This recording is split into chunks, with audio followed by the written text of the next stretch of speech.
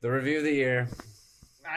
Let's ease up a little bit on review of the year. It's been one of the most exciting movies of the year so far, and from an unlikely source with an almost nothing budget in Obsession. Yep.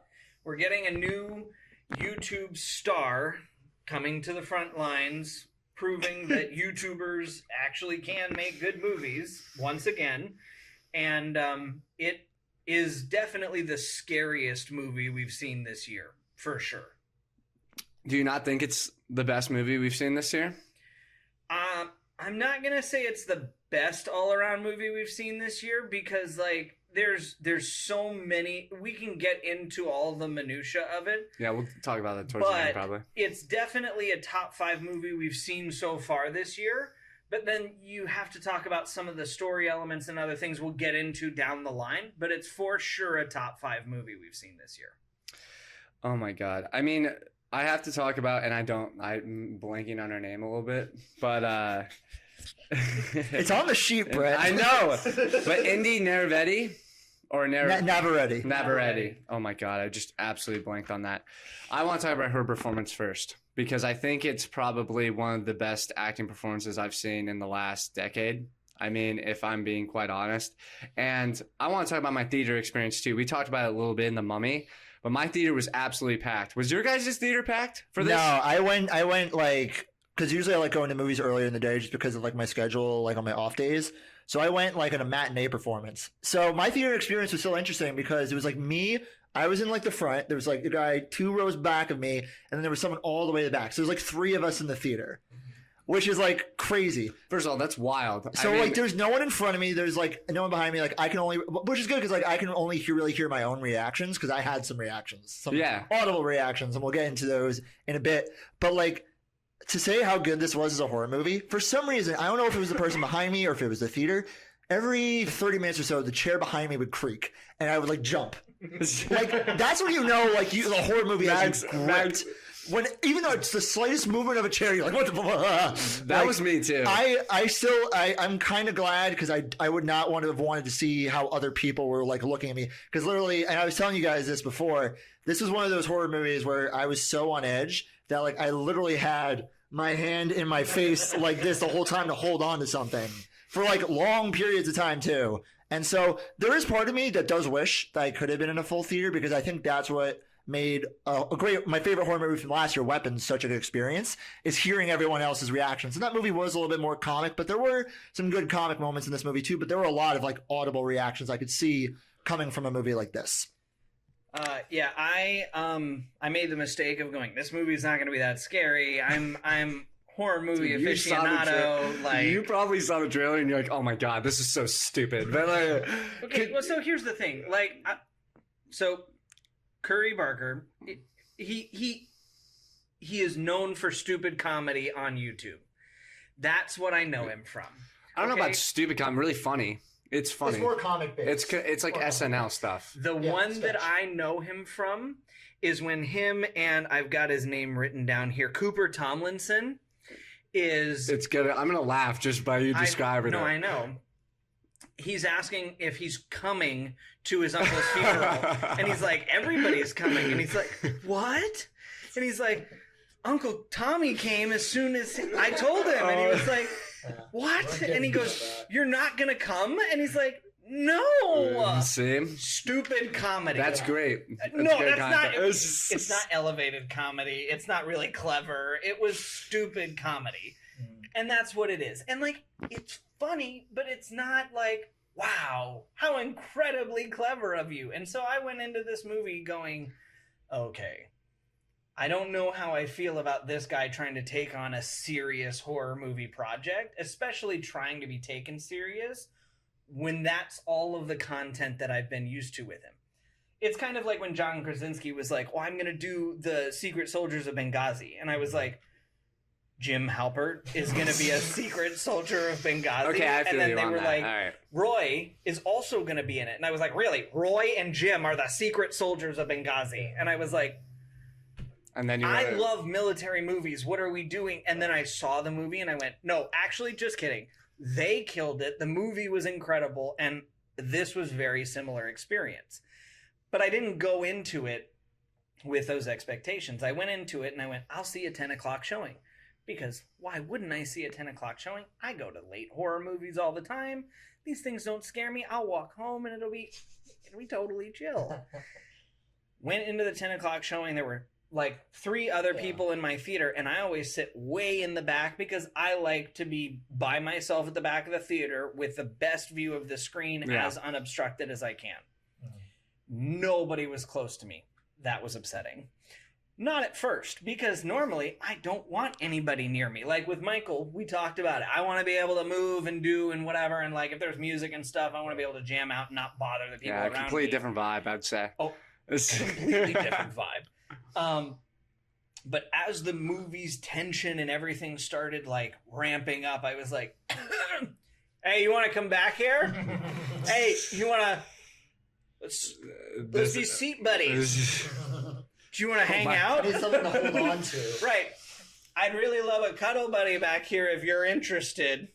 No? Man. All right. And the movie was so intense. We have collectively been to 25 horror films just in the last 2 years. Seen the good ones, the bad ones, mostly good. Mostly good, but we've seen everything in between. This is the first horror film that from the bottom of my feet to the top of my head, I got full body goosebumps in under a second.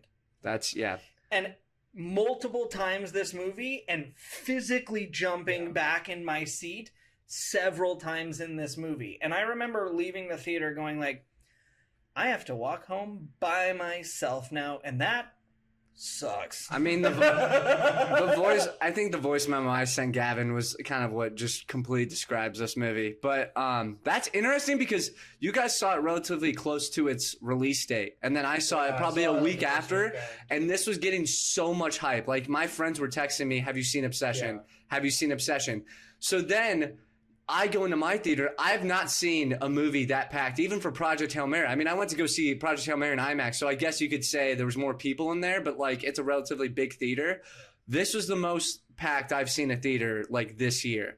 And the hype that was going behind this, I was talking to you, I was like, okay, if they keep this in theaters for a long time, it could easily make like $80 million, like the Blair Witch Project, where they spent like, I don't even know, like $60,000 on that movie and then end up profiting like over $100 million. That's like a different time. But this movie is historic. I was telling you guys the music was the thing that lured me in the most every single time because they're having like a romantic scene. And then all of a sudden, the first jump scare that we talked about when he makes the wish initially and then she's like going crazy a little bit. And then she like first comes back to like herself, like being Nikki. That's when I knew. I was like, all right, this movie's just going to be terrifying the whole entire time. That was super creative. It was chilling. Thank God, I was kind of in the first row, like 3 seats, and I had 3 seats to myself. I was moving around the whole entire time. I was like this, and I was like, I had my hoodie on, like scrunched it forward. I was like, I can't deal with this right now. Like, and this is a little bit different because like I've sort of noticed, and this is more of an A24 trend, what I like to call squirm cinema. I think like the drama is a good example of. For a different reason, like thrilling, it's kind of like you're trapped in the movie, and I think sometimes it's good. Like that's what you go to the movie theater for. Is like you don't want to be trapped, but you like that feeling of you. All right, I have to watch this. I have to pay attention. I have to be gripped by this. This one is like of the same thing, but more in a horror sense of just making you feel every sort of feeling. Because again, this is a horror movie, but there are like those romantic like. Modern dating romance elements to it that I think blends so well together with the horror of it that like sometimes the most horrifying things come from the most embarrassing or awkward moments between them on like a date or at a party.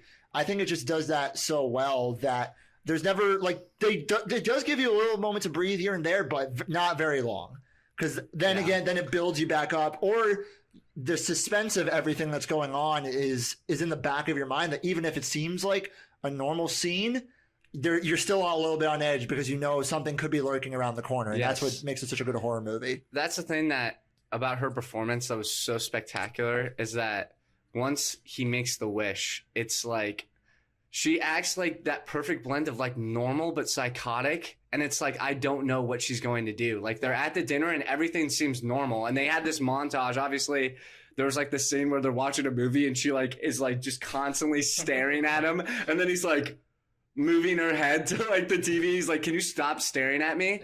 And then he like notices his little differences. And then it's like the most like that for some reason is like getting clipped off like everywhere. But she's like, no.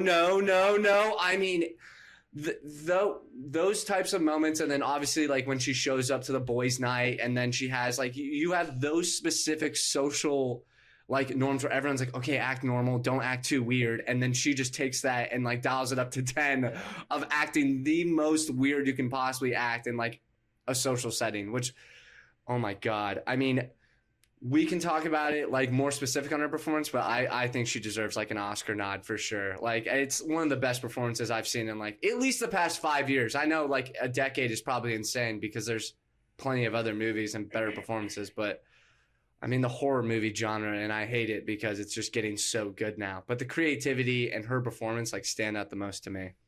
Yeah, I mean, I think it's going to be really difficult because, like, the only horror movie to get true Oscar attention recently is Sinners, and it got it because of the music. Might have broke a barrier, though. Yeah. Michael B. Jordan broke a barrier, and it was a genre bender, and it was the music, and it was the culture, and it was the everything of it. This isn't really a genre bender in any way. But they have to recognize it or else nobody's going to take... Well, here's the thing. They don't. Because, for instance, like, we talked about this when we did Bone Temple, when we did the other 28 Years Later's movie. They're all really, really incredible movies in that series of the remakes. Between everything they did, and they didn't get recognized at all. I gave it an 11 out of 10. It still didn't get recognized. I know. They're not hearing your reviews, clearly. We need to be sending them to the Oscar board. The problem is that the horror movie genre is just not something that gets put up in front of that. The nice thing for her is that this is such a balanced performance between two different dichotomies of character that it will get her into Oscar-capable films. These are the kinds of things that will launch her career into things that make her a well-renowned actor that gets her into things that will get her Oscar nominations. And this proves that she has the chops to be able to do it. The fact of the matter is that this genre, especially ones that are not like Sinners or... Yeah, the not blend. multifunctional. I was gonna say like Get Out is like a prime example of like it's a horror movie, but it's like a horror movie that's like political, has something to say, and not in like a pandering way, like in an actually like good way. Yeah, those are the kind of movies they have to kind of bend or break through. I mean, I was listening to a lot of the interviews that were about this movie, and what comes to mind for me is Hereditary. Yes. Because they Midsummer. Midsummer, but Hereditary specifically because Toni Collette's performance in Hereditary, it's not the exact same as Indy Navarrete, but there is that unpredictability to it. And that was a movie that broke through and people were clamoring for Toni Collette to get an Oscar nomination. Yeah. And arguably she should have based on that field that year. But again, as Gavin was hinting at before, the horror genre, it doesn't always break through the way that we want it to. Yeah. But I think what to me stands out for Indy Navarrete, and this is getting a little into the actor terms as someone minored in theater in college. I listened to Curry Barker and Indy Navarrete talk about how he directed her, and Curry Barker, as we kind of hinted at before, is an actor himself. He's actually done a fair amount of roles besides just the sketch comedy. The way they played it was smart, where they weren't playing the possession, they weren't playing the anger, they were playing different kind of emotions, different motivations, jealousy. You're upset. You're nervous. Kind of like the results of a session, like being obsessed with someone. Right, So exactly, yes. like- So the kind of like sort of mini things you go my through God. when it comes to obsession. The fact that they played all those emotions is one, what makes it so unpredictable, and two, what makes it kind of in a way relatable. Because again, we know she's possessed and she plays possessed very well, but she's not making it obvious that she's possessed. She's using these different emotions to get to a certain point, and her ability to flip on a dime. They talk to her about, what do you prefer? Do you like the drawn out emotions or do you like the flipping on a dime? She said, I love flipping on a dime because that's what keeps you on your toes, both from like watching as a character and from a horror movie standpoint. You don't know what she's going to do next. And that's like because for example of like what you're saying, like the obsession aspect of it, like caring too much, for example, of like something that the bear or like bear, I said the bear, oh my God, but that bear cared about, like his cat, for example, and she made that memorial and you're like, what the heck? And then she thought that he like cared about it so much, cooks the freaking cat, puts it, I almost like threw up. I was like, this is ridiculous. Like when the card, he just vomits into the. Though that diving into sort of that emotion so much and like the results of it, and then having this like creative twist to it of like the wishing willow. I think the wishing, right? It's the wishing willow that is such a great creative choice. And I mean, I sent you a post that like they're possibly doing like a TV show, and I'm like, I would be so out on that. Well, not out, but like I would just be. There's too much of a good thing. This is kind of like when we got Final Destination and they were like, oh, trilogy, and I was like, oh, okay, and now we're on movie like 25, and I'm like, too much. Too much.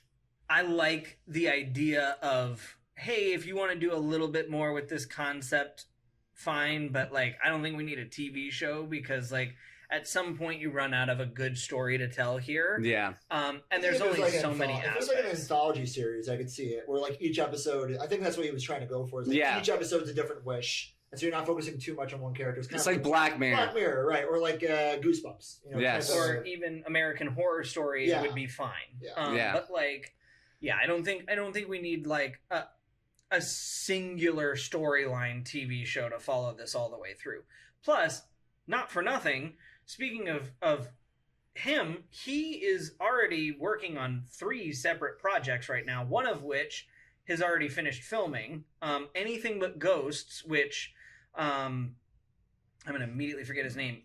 Aaron Paul, I believe, Aaron Paul, is starring in it, and it's paranormal investigators who are BSing their way all the way through every paranormal investigation until they run into a real nefarious entity and get into trouble. Also stars Violet McGraw from other horror films we've seen that are now immediately leaving my mind, but big stars from the horror film genre. He's also working on Texas Chainsaw Massacre remake. Yeah, A24 too. Now, with A24. So that's going to be very intense. Like, I'm not going to go see that. Have you seen Yes, you are. Have you seen the original one? Yeah, I've seen the original. I've seen all the remakes too. Yeah. Like, it's just ridiculous. Yeah. I think what's interesting too is that Curry is going to act in that next movie too. Him and Cooper Is he Tomlinson, really? they're the stars. They're the stars of the movie. Again, I said before, he is an actor in like movie? the Ghost movie, not Chainsaw. Oh, okay. So it's him across from Aaron Paul? No, Aaron Paul's supporting. So it's Aaron Paul, Bryce Dallas Howard. So him and Cooper Tomlinson, they wrote the Ghost movie together. And so their thought process was... Oh, they're the paranormal investigators. They're the paranormal investigators effing around. Aaron Paul is the guy that they're helping. Perhaps. Yeah, I don't know exactly, but I think be an interesting. I think they wanted to act it out because they're. I I think they wanted to act it out because like it's in their own voice, so they figure we can carry these characters. Which again, like we didn't see Curry Barker act in this movie. I'm glad he like stepped back and directed this. He has done a couple short films beforehand. I haven't seen them. I know other people who have. He did act in those movies, so there was that little bit of momentum he had besides the sketch shows where like he was building. I think it was the first movie. It was like 20 minutes. The last movie he did was like a serial killer movie. It was like an hour. So he was building that reputation, and then eventually just got his foot in the door. Like he's been working at this for a while, so it's not just an out of nowhere story. He really did drop everything to like really work on this too. Yeah. Like I mean, everybody was intrigued by his story as soon as they saw it. They're like, where did this guy come from? But like people knew of him. Obviously from TikTok and like all of his skits and everything. Yeah, and he's not the first YouTube filmmaker. No. I mean, we will talk about like, sought out now. It's becoming a big trend. I mean, I first noticed the trend with the Filippo brothers, 2 YouTubers from Australia who made some pretty like well made YouTube videos for sure. And then A24 gives them a chance. And of course, it's on a horror movie, which I think we've noticed the trend there is that the YouTubers are going right to the horror genre because it's kind of the biggest one where you can experiment, where you can get your foot on the ground, you can go low budget. I was similar, honestly, a similar reaction, and it's not just because it's a Monkey Paw movie, but Talk to Me was a little funnier and a little bit more like social media savvy, TikTok savvy. But again, at the end of the day, it was a very well-made horror movie that like kept me on my toes, and was again another great debut. And they followed that up with Bring Her Back, which goes so dark and not as fun as Talk to Me, but again, a very good horror movie. So clearly, even though it wasn't A24, you said before they are working with them. I think it was New Line. I believe it was New Line Cinema who worked with Curry on this movie. Yeah. They saw what was going on at A24. A lot of stuff. And maybe, I don't know if Neon has taken that or has it just been A24, but they saw what they were doing and like, well, let's get in on this and see what we can do. And obviously they already have a hit on their hands. And we spoke about it too, like low budget stuff, and that you could possibly get like even Undertone. Like we thought it wasn't necessarily the best movie like we've ever seen. No, but you it made profit. A couple of things, and it made profit. And I mean, the budget for this one pre-marketing was $750,000, post-marketing was $1 million, and it debuted globally at $21 million in its opening weekend. I mean, it's 21 times your budget in the opening weekend is insane. Especially in this era that we're like in, where it's like people are, I'll wait for that to come out on streaming, and then we just saw the impact of social media, where like people are, you have to see this movie in theaters, and then you guys are like kind of in, you know, not that many people, some people in there, but then like I go like a week later and then there's a packed theater. The word of mouth, like, I don't know how much word of mouth I actually had with this movie, but I feel like I was just hearing like in the back of my head, like, hey, watch out for this movie Obsession. Watch out for this movie Obsession. Like, it was there, but I think it's a very good word of mouth movie. Yeah. Well, and it was kind of the same thing with other YouTube horror films that have been out recently with not Bring Her Back, Iron Lung and Shelby Oaks. Yeah. Neither of those were very well-known movies, but the word of mouth from the people involved with them, because Iron Lung is I mean, it was video game fans that went out to that one. It was supporting the director too. Supporting fans. The director. Yeah. Markiplier was hugely involved in promoting that, not only on his YouTube channel, but through his streaming services, through streaming the video game itself.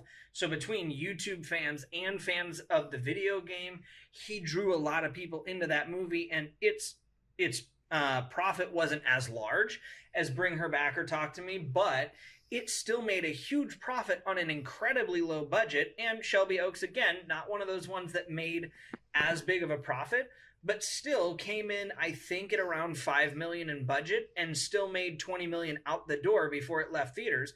And it was only in theaters for 10 days. So these are, I mean, it's showing you that A, studios are willing to take a chance on some of these people, and B, that when they're given the opportunity, you have plenty of creative people willing to step up and do things that aren't your norm. Yeah. Talk to Me, Iron Lung, Bring Her Back, Shelby Oaks. These are not things that we've gotten to see a lot of in the last decade across horror. I mean, when we sat down and I said, hey, listen, we're doing horror films for Fake Cine-Files, my initial preface to you was horror films mostly suck. Yeah. Because like, well, now they're getting great. 2008 to like 2018, they mostly did suck. I mean, that was kind of their hook, was like, they're not good. And in the last 7-8 years, you've had directors and all sorts of creative people step up in situations like this and go, hey, by the way, we can actually make good horror films. You just have to give us the opportunity. And between Barker and Markiplier and the brothers and everybody else, we're starting to finally get some new voices in horror that go, hey, we can bring some fresh stuff and still terrify you, but make them worthwhile stories to be in the theater to experience. I want to talk about with Obsession, because I think this is one, not only is it horrifying, and we've definitely jumped on that, but I think this is just one of the more creative movies, and the creative choices that they make are like what stunned me the most and like what kept me really locked in. What was like your guys' favorite part? Because I think the biggest things that stand out for me is the mix of humor, horror, and then obviously like romance and stuff. But one moment that I thought was hilarious and me and my friend talked about was like when Bear is like figuring out like how he can get out of this, and he's like, okay, I just need somebody else to make the wish for me. And then he's talking to his friend, and then he's like, I just need you to make a wish. Like, I make a wish. And he goes, oh, this is bullcrap. I wish for $1 billion. And then $1 billion starts flowing down. And then we go into like the climax of the movie. everything's going crazy. Nikki's going crazy. He's like, dude, there's actually like $1 billion and it's real out here. And then he just gets shot in the head. And it's just the camera work and the creative decisions of everything, and like using the Wishing Willow as sort of this like almost this like crazy dream-like thing was super awesome to me. And that part like stuck out to me because it was like the perfect blend of like being hilarious, being creative, and then having like that horror and just thrilling aspect of like the whole entire movie. So what was your guys' favorite part? I would say there are two scenes that kind of work hand in hand that stand out. They both involve Bear in a car. The first one being when Bear, as one is to do in a horror movie. But again, this is a creative way they do it. Like calls the whatever the hotline, yeah. And it's just some random guys like, yeah, this is how it goes, blah blah blah. Like super casual, which is not what you typically expect from that movie, and I think it's a fun like twist on it. But there's something that's very clever, and I think this movie is very well filmed, very well shot. So shout out to the cinematographer there, and obviously Curry working with him. There's this thing that happens where the way that first scene is framed, where he's in the car, but you can see what's going on in the background. That's what I was talking about before, where there's nothing that seems to happen, but you're on edge because you're waiting for like something to appear in the frame. But in that first scene, nothing does, right? Then in the next scene, which involves Bear in a car, besides him driving up to the mountain to scream, which by the way, great scene and really well done. I'm glad he got his moment to like let loose. When he visits when him and Sarah are in the car together. And they're talking because you already know in the back of your head, like he left the house, and you're like, "Oh God, I could not." What my guy? Like, what are you doing? They're in the car. They're talking. She's going to open the college letter. She's trying to express her feelings for him. But again, the way she's framed and the way he's framed, you see what's like going. Even like you can see the background. It's again very good framing.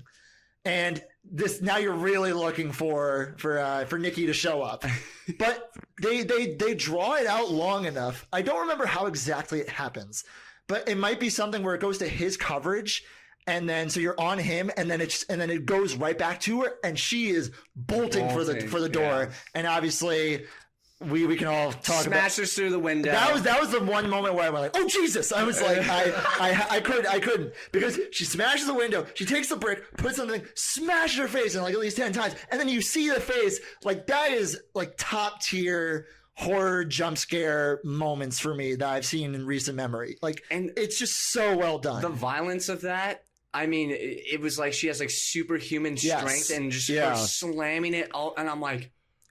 Not only are you shocked, but then it's just continuously going for like 10 seconds, and I'm like, oh my God. Yeah, they really make you sit in it. Everybody, it was like a guy almost like shrieked, and he was like, what? And then he was like, what the hell is going on? Yeah. And just, it was so intense. You see the violence like a little bit from her, and a lot of it is obviously like self-harm you see from her, but you can tell that like she has that capability. Actually, that reminds me of the other scene that shocked me, which again reminds me of Hereditary, when he's asleep and I think she wakes him up or something when it's first going on, and you look, there's a shot and it's just like the whole room. And you kind of think you see her in the corner, but you're not sure. I knew it was her. I'm like, is that a code? But then you hear the voice, and it reminds me of one of like the scariest things from Hereditary, which is I think it's the son when he's sleeping in the room. This is when she gets possessed towards the end, and she's hanging in the corner of the room, and then you see her scurry across the room, like that kind of horror where it's like. You have to like you're seeing it. You're like, is anyone else seeing this right now? Like, oh my God, I am terrified. And they're just still. That to me is like just brilliant, along with all like the more aggressive stuff in the movie. The bedroom scene was just horrifying for me. I was squirming the whole time. I was like, she's in the corner. What are we doing? Yeah, the corner scene works really well, but it goes into one of the final scenes before she kind of like fully just loses it. Because the corner scene where she's operating in the shadows sits really well with him before they go out for the boys' night, which is the scene that actually gave me the full body goosebumps, which is when he is laying on the ground and she's got the knife and he says he's going to go out and he's backed up against the computer and she literally is on the ground sitting over him and then almost seems to go in reverse and just backs up into the yes. shadow of the Yeah. kitchen. Oh my God. And just so her face is covered. You can still see her outline. You can still see her silhouette, but her entire face is just hidden in the shadows like it was when she was in the corner of the bedroom. And it was just like immediately head to toe goosebumps. And I was like, no. Yeah. That's a... Even Actually, could you either go all the way back there or come back out here where I can see you, because not seeing what's going on with your face is somehow worse than seeing what's going on with your face. And the body movement that she did to Yes. get back there was so nefarious that I just was like, editing you know was what? top Actually, tier. I don't care for it. I don't care for it at all, but it was so well done and seamless that it seemed so fluid, even though she was jagged and kind of Going in reverse. going in reverse, but it was all so well executed, and then snapping back to Bear and seeing him just leaning up against his desk, tears rolling down his face, and the terror that was covering him. It all worked well together because, again, it's that continuation from the bedroom where he's in the corner and she pops her face out of the shadows and starts screaming. It's the reflection that they've been able to use through the continuity throughout the entire movie, where everything plays off of a smaller version of what happened before. Yeah. I think the way that this movie, you're kind of hinting at it, the way this movie is lit is very well done, and something you don't see a lot in movies nowadays, where they felt so comfortable being to film her in shadow. Yeah. And there are two scenes that stand out for me there. The first one is when she's at his door, Yes. and it's a close up on her, and you see like the red in her eyes. Like It's like a key shot, and it's like you Yeah. can only see like the silhouette of the light in Yes. her like Oh my pupils. God. And everybody's talking about that shot because it's like, although it's probably been done before, but the way it's so horrifying. Yeah. The way she does, I'm like, oh my God! It was like I was looking at the devil. I was like, Right. and she's in a red dress. Yeah, devil in a red dress. Yeah. Then the other one was, I think it might have been around that time, but when he comes home, and I think it's when he first talks to her about the boys' night. I don't remember. It might be something different. It's something where he's like, "Hey, I gotta go," and she's like, she's in the shower. and she's no, not in the shower. When she's in the hallway, but she's covered in darkness, and she does this like monologue where she's like, "Yeah, I'm just gonna sit in my bed, and then I'm just gonna like let the sands of time run away as I die and wither slowly," and she's in shadow and just still the whole time. And I'm like, oh my God, this is getting crazy. It's so crazy because again, she plays it like so well that in someone else's hands or in another director's hands, it would come off as corny or goofy, and some of the movements she was doing would look weird. But she just plays it with such like reality to her that you feel for her, but you're also terrified of her. One role that I want Navarrete to do is Harley Quinn. What do you have a problem with that? That is, I really do think she could kill that role, even though you could probably. It's the wrong kind of psycho. Really? Why? Because Harley's not that kind of psycho. She is. But you don't think she could play that type of psycho? I think she could play it. The problem, she could play it. It's more about finding. Here's the problem with blind casting like that is I need to know who the Joker is. Because if you're gonna get that twisted of a Harley, you have to have that twisted of a Joker. Barry Keoghan. And you don't so think that like, would work? I think you could get. I don't want Barry Keoghan as Joker. Well, he is. So no, he's not. Oh wait, you're right. My God, Maybe these he might be different universes. It's Different like universe. It's like the same studio. But... So he's not. So I think the next best thing that I want her to go out and do is take the most next challenging role for her. Yeah. She figured out she can do this and challenged herself here. Go out and find the next most difficult role that you think you almost can't handle. And go do that. She had talked about that too during the press tour of like she Sinners. did this like the fear of this part and like the challenge of this part. And, yeah. They really because she said like going into the process that she was like the shy person and like what Barker and like the cast was able to do was bring this out of her through like rehearsals and games and all this stuff. Like she had to challenge herself as you were saying before, and I think for live actors, that's always kind of the goal, is like not find yourself in a comfortable role. Like she could obviously do this kind of role 10 more times, but the challenge and what will really make her stand out is when she can really show the range, not only in performance but in roles. So I'm very interested to see, because again, as you guys hinted at before, she's gonna get a lot of offers, and there's a lot of attention on her right now, and that's great. And I'm really super happy for her, but now she's got to see like what's next. What fits her fancy. She said she wants to do Sinners and do a role in that universe. Yeah, I did see that, like a future Sinners sequel. I think she would be great in that. Cool. Like she'd be a good like vampire, or even just like a normal role, and like having to deal with. I think just seeing this performance, I know we've said it before with but like people kind of live in a role. Maybe they're like they don't necessarily do something. Typecast. Yeah. Well, right, and you talk about that with, I mean, we talked about, Project Hail Mary earlier this year. Ryan Gosling, he had to work a massive amount of years. Robert Pattinson. People thought like Twilight was going to be the end of his career. Guess what? Well, I don't think anybody would say they thought it was the end of his career. I think they thought he was going to be in cheesy romance movies. Yeah, like typecast. It's just what I'm saying. Yeah, right, he had to break out. But he had to break out and be different. And like Dave Bautista was always going to be in just action films. And like, there's a lot of opportunities, I think, when you hit that first major success to allow yourself to be bought into things that are always going to remain perfectly the same. And that's why I think that for everybody involved with this movie, the best next thing for them to do, aside from Curry, who's clearly going to do a whole bunch more horror because that seems to be his primary interest for the time being, is go out and challenge yourself with the next best thing for your career, is not stick in the same lane.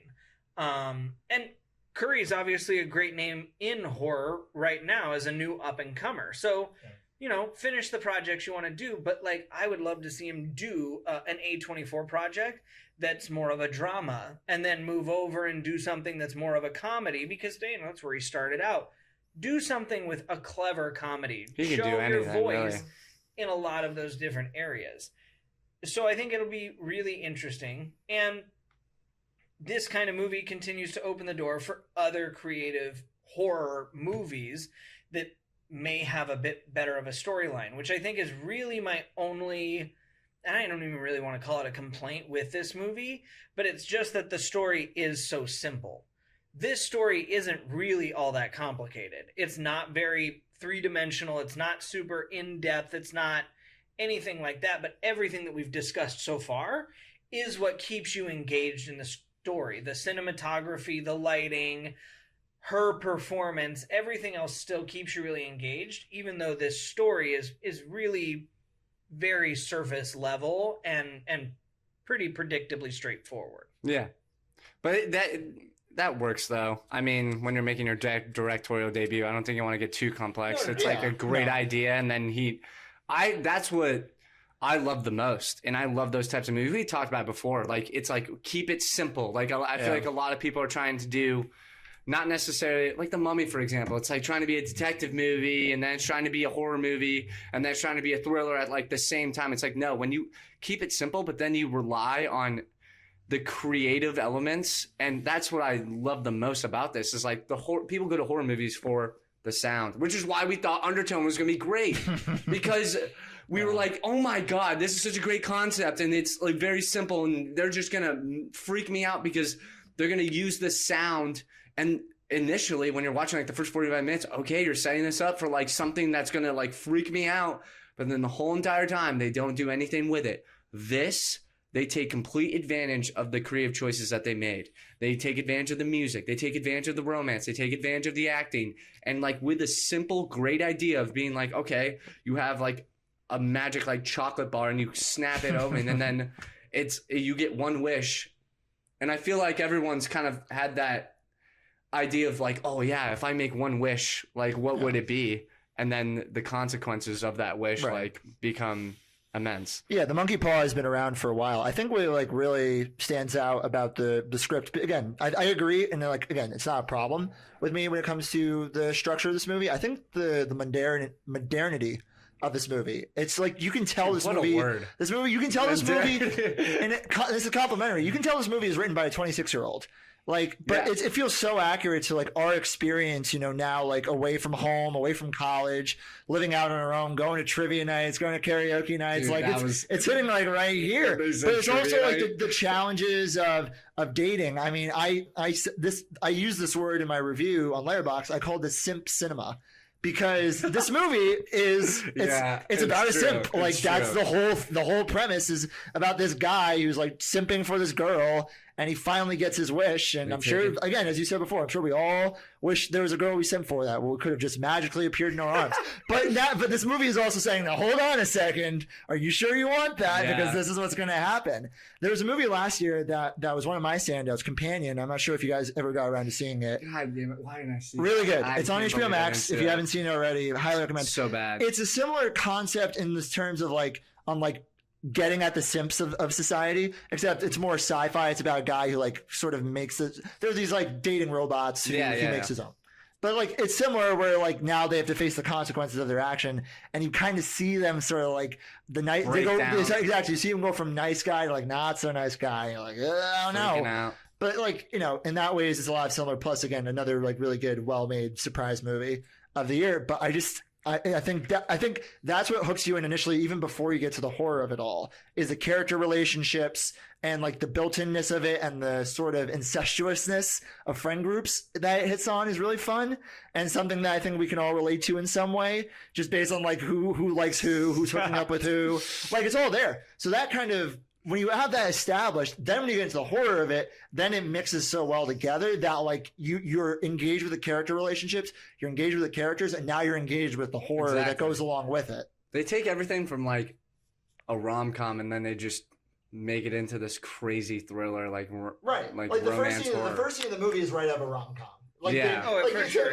Tim confessing his love, and it's just every sad boy cinema lover knows that. Yes. And now I was like lured in, and then when the first jump scare, I was like, oh my god, I'm back. Like this is a horror movie. But they build her up too in that first scene. You don't see her in the first scene of the movie. They the car scene, and then you finally see her at trivia night, and then you see them together at the bar, and you're like, okay, I can kind of see something going on here. You can see the friendship, and then it goes off the rails. Yeah, in a good way. I would love to see him do a romantic comedy or even just a romance movie without all the craziness. Good luck. I think if you get another romance movie, if you even want to call it that, which I don't particularly, I think you're probably getting one with your fresh doses of horror mixed in. Do you want to give her scores? Yeah. What do you want to give it?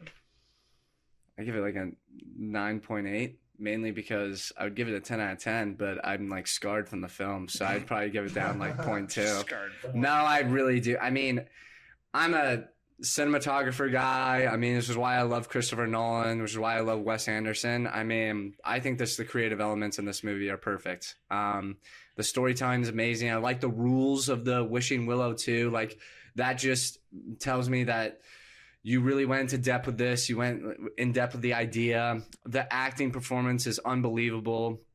From Neravetti, I really do think it's probably the performance of the year. I hope she does get an Oscar nod. I mean, people all over TikTok, all over Instagram Reels are raving about it, and they want to give her an Oscar nod. So I really do think if the Academy does not recognize her performance, then you are losing credibility. New Line Cinema, start that campaign. Like, come on, dude. If Michael B. Jordan gets an Oscars for Sinners, okay? Hold on. Here's what I will say. This movie has built... I think that's what part of the built-in reputation of this movie is that it went through the festival circuit first.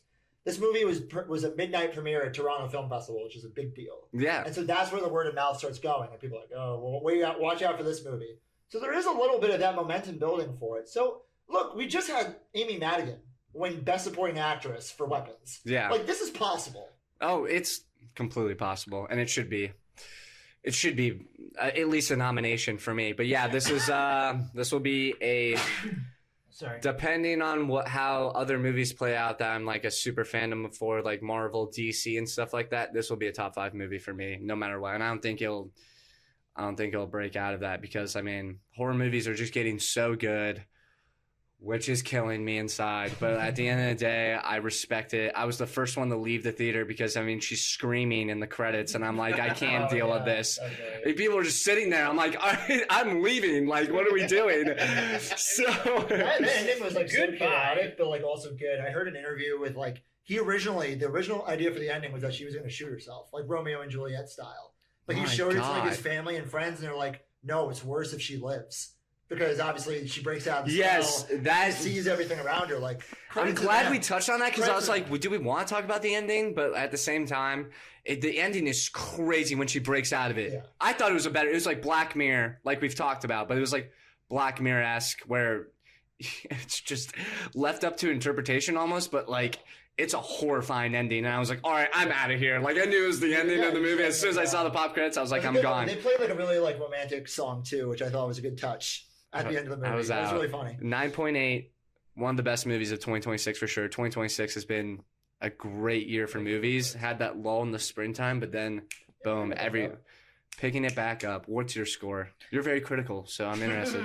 I am 9.2. Respect. Yeah, I think by the end of the year, it's probably going to live in my top 15. First of all, don't give me that look. Top 15. Top 15. What? There's a lot of movies. You guys watch a lot of movies. A, we watch a lot of movies. B, we haven't seen Backrooms yet. Okay, You yeah. didn't see My Hokum? God. We also have Supergirl, we have Spider-Man, we have Doomsday, we have Dune, we have Odyssey. The Magician's Nephew, we have The Odyssey, we have Magician's Nephew. movie after movie after movie after movie. And Bone Temple came out this year. Yeah, it's in my top 10. Right. Robin So- Hood's coming back. Okay, you're right. Okay. Well, no, The honestly, death of Robin no. Hood. Like So it's going to be listen, top 10 no matter what. Okay. Here's Market, bookmark it. Yeah. Top 5 no matter what. Clip. And the only thing above is going to be Spider-Man. Oh, All right, so you're killing Gavin. You are killing me literally. That's why I'm talking. Clip this because I want it for historical evidence. But eventually it's going to move out of the top 10. For right now, it still gets to sit top 5 for what we've seen in the year. But this year's cinema looks so good. He, for a directorial and writing debut, absolutely killed it. Did a fantastic job. Navarrete showed up in a huge way, but good gosh, I'm gonna get it together in a minute. You know what? Honestly, actually, take a little sip here. Here we go. There you go. This is such a good point, too, and it's Good just going to gosh. be breaking up. You know what it is. What it is. Michael Johnston, Cooper Tomlinson, and Megan Lawless also turned in really great performances. Very good cast. I mean, the cast all around did great. The Prophet's fantastic. Every bit of this movie lends to itself, and they did a great job. Can't wait to see more from Curry. Loved the idea that he's working on Texas Chainsaw Massacre, and love to see the twisted take he puts on it. Yeah, I was kind of going back and forth on my review because, again, obviously, as you can tell, I love it. I know we all love it. So I'm gonna wedge myself right in between you guys. 9.8, 9.2. I'll go 9.5. I agree. This is one of my top 5 movies of the year. Do you guys have top 5? Like, can you list it off the top of your head? Project Hail Mary. Same. And then you go Obsession for sure. Obsession. Bone Temple. Bone Temple, 100%. I think Send Help for me. Send Help is on my top 5 too. Yeah, Send Help. I had for a sure. couple options for top 5, but I think for Sheep's Detective. Oh, okay. Probably top 5 as well. I've not seen it, so It was a good movie. It was like people acclaim Knives Out as like one of the best movies like in the past. Do love Well, Knives like Out. just like whodunit movies, like it was great. I was going back and forth on a couple of them that I really liked. I'll go with the drama for my top 5. I think Fuck. Yeah. it was like that There we Crime go. 101, The drama, but I yeah, feel like the yeah. drama's originality Crime and like the 101 way is in there too. Yeah, but like again, those movies are going to move out. I feel like by the end of the year, top 10. I think Project, Obsession, and Bone Temple could still be in the top 10 by the end of the year. But as you said before, got a lot of movies to look forward to. So I'm very excited. Gavin, your thoughts? Yeah, I mean, Project Hail Mary, Obsession, Bone Temple. I know you didn't favor the drama that much. It was a good movie. I think it's probably 6 for me right now. Yeah. Still top 10, but I don't know if I'd put it top 5 right now. Would Hoppers be in there in your top 10 right now? Top 10 for now. Yeah. Yeah, I mean, I'm a little hesitant to throw much Send-Help. else in there. Send-Help was one of the can best. definitely be in the top 5 for the moment. Yeah. I think by the end of the year, the ones that we've already mentioned that still hold on are probably Project Hail Mary, Bone Temple, and Obsession are the most likely to still sit in the top 10. But yeah, who knows? It's a great year of cinema. The Glenn Powell movie, I forgot what it was. Did you see that movie? I didn't get a chance to see it. But How to Make a Killing. How to Make a Killing You liked it? for me was a top 10 movie for right now. Yeah, I mean, It was number 10. It's- It's bunched out to top 20. Yeah, it's really good. Sheep Detectives was really good. But there's so much. The summer's much packed. good Yeah. cinema coming out that I'm just. There's that World War II on D-Day movie that could possibly be absolutely Pressure. Yes. Yes, Yeah. that comes out this week. I'm It could so be excited. It could to be see either the most boring movie of all time or the greatest movie of all time. Well, and it's D-Day, so I mean they have a really exciting topic to do, and it's Brendan Fraser back on cinema doing something that's a little bit more large scale. So I'm interested to really see that one. Yeah, I think that's kind of where I stand for now. Yeah. I mean, we're going to have Odyssey. We're going to have Dune. Yeah, 2 hours, we have 53 some big minutes on tentpole- Odyssey. We have some tentpole movies, which is actually shorter than Oppenheimer was. Yeah. So good for Christopher Nolan to find a way. So, I mean, people are clamoring, being negative about the Odyssey. But either way, we're just ignore it. It's look, it's not a long campaign. It's going to happen. There's going to be. you'll negativity. definitely join us for that. Woohoo! 100%. I will be here. But yeah, we had to get Mac on this pod because this was one of the more surprising movies. And then horror movies are just coming back. And it's been not necessarily come back. They've just stayed there. And it's, I need to see Hokum. Hokum was only in theaters for a week, but Hokum was really good. Adam Scott turned in an amazing performance in it. But he's a very, Severance was one of the most recent things that he's done. Yeah. And he turned in a great performance. Yeah. And so I didn't have doubts coming into this one that he could handle what was mostly a solo performance because he's the focal character. So. Yeah. At the time of recording, Mandalorian and Grogu's coming out. You think that's going to be in our top 10? yeah, I'm good. No, No. that's gonna be awful. All It might right. not make my top 25. And we'll see.